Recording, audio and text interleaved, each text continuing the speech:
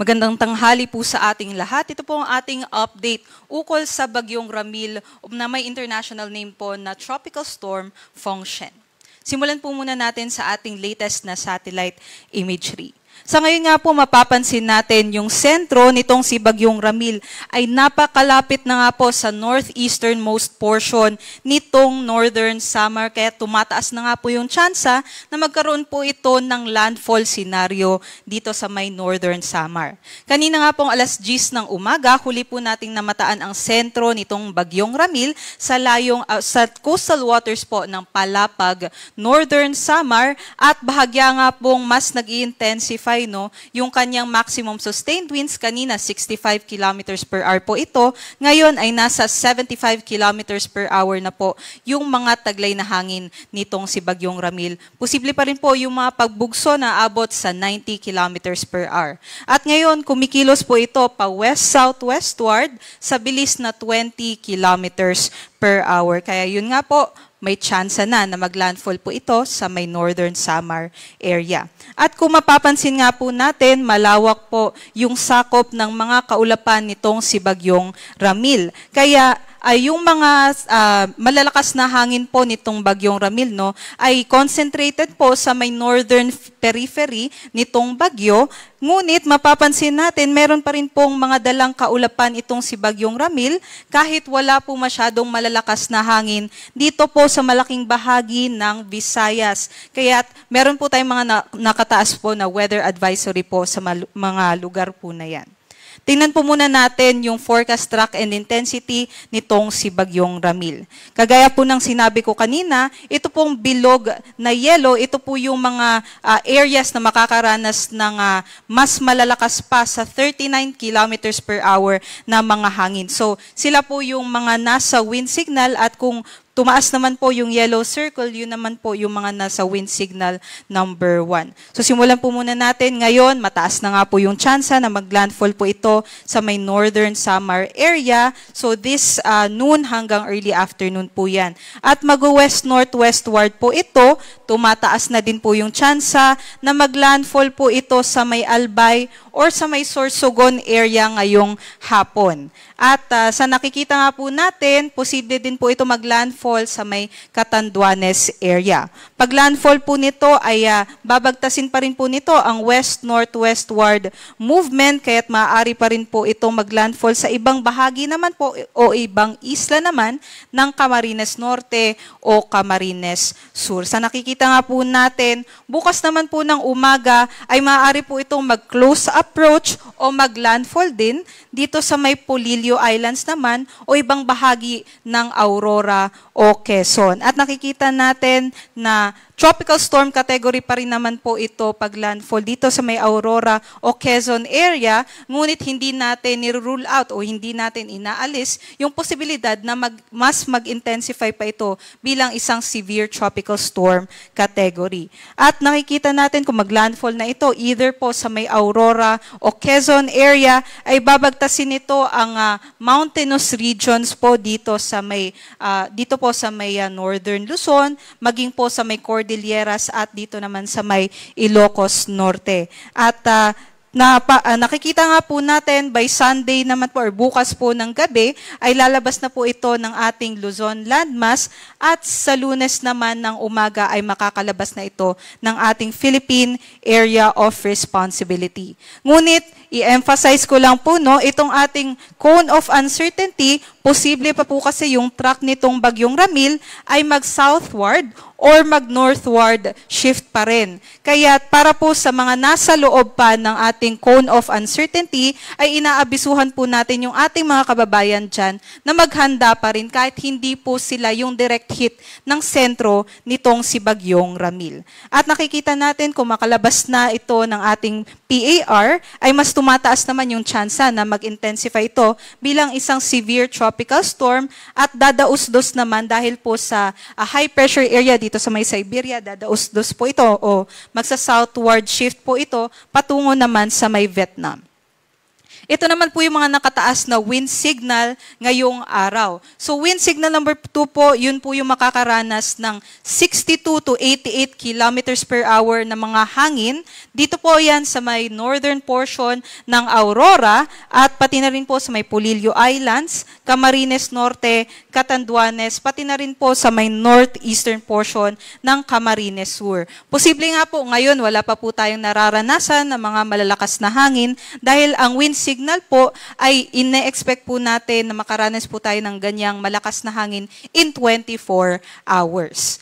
Wind signal number 1 naman po ang nakataas dito po sa malaking bahagi ng Northern Luzon. So, kabuuan po ng Ilocos Region, Cordillera Administrative Region, pati na rin po sa may Cagayan Valley ay nakataas na ang wind signal number 1.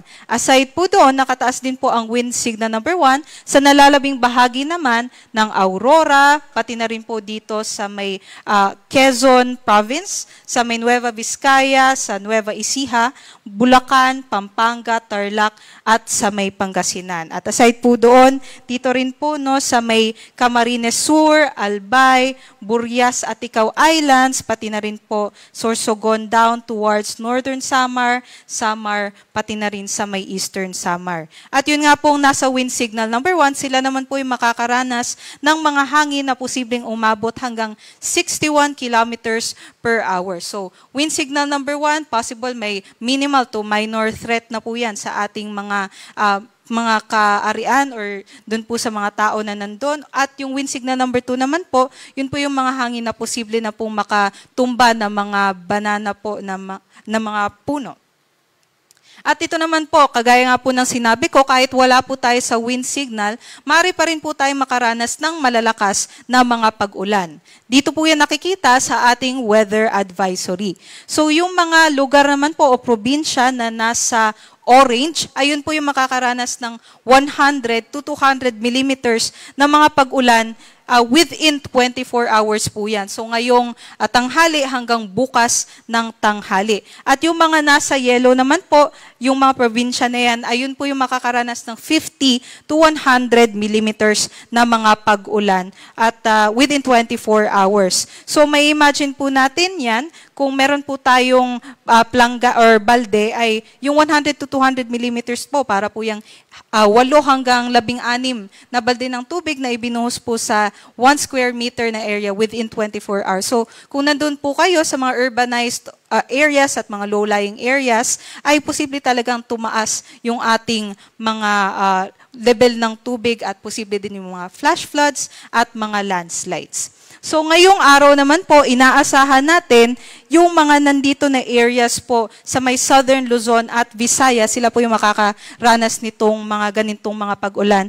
At bukas naman ng umaga, ayun naman pong nandito sa may Southern Luzon area, pataas patungo dito sa may Northern Luzon.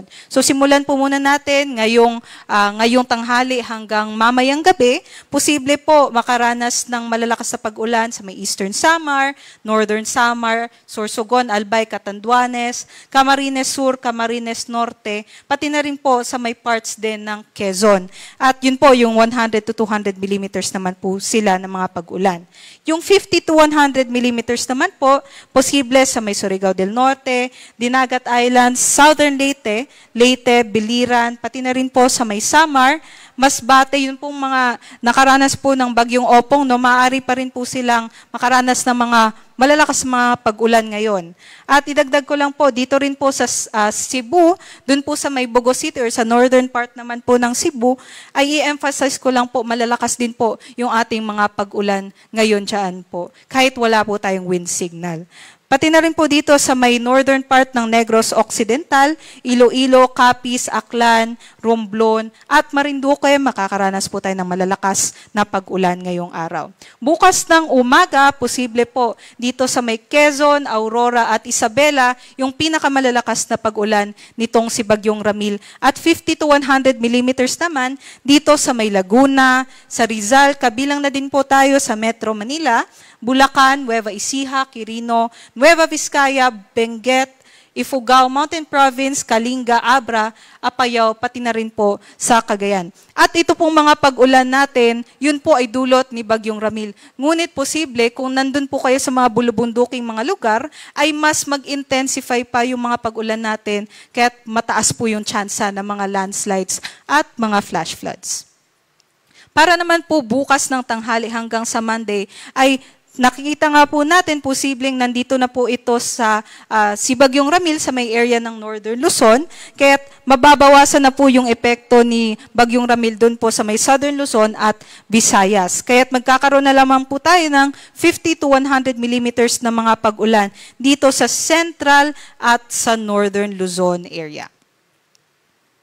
At para naman po sa lagay ng ating mga karagatan, meron na nga po tayong nakataas na gale warning sa may eastern seaboards ng Southern Luzon. Kabilang na ang Catanduanes, Camarines Sur at Camarines Norte. Kaya pinagbabawal po yung paglalayag ng ating mga kababayang mandaragat. At kahit wala po tayong gale warning dito sa may kanlurang bahagi ng Northern Luzon, maging sa may northern part ng Northern Luzon or extreme Northern Luzon seaboards, ay maaaring mag-moderate to strong po or katamtaman hanggang sa maalon na mga karagatan ng ating mga maranasan dyan. Kahit delikado pa rin po ito sa mga maliliit na sasakyang pandagat. At para naman sa ating storm surge o daluyong, posible po yung 1 to 2 meters na storm surge heights dito po sa may Albay, Aurora, pati na rin po sa may Camarines Norte, Camarines Sur, Catanduanes, sa may Eastern Samar, pati dito po sa may western sections din po ng Northern at Central Luzon. So, yun pong mga nasa yellow nga po, posible 1 to 2 meters na mga storm surge heights within 36 hours. Kaya para po sa ating mga kababayan na nasa may coastal areas naman po, ay mag-isip na po tayo kung kailangan na po tayong lumikas at makipag-coordinate po tayo sa ating mga barangay officials o mga local government units. At yun lamang po ang latest mula dito sa Pag-asa Weather Forecasting Center.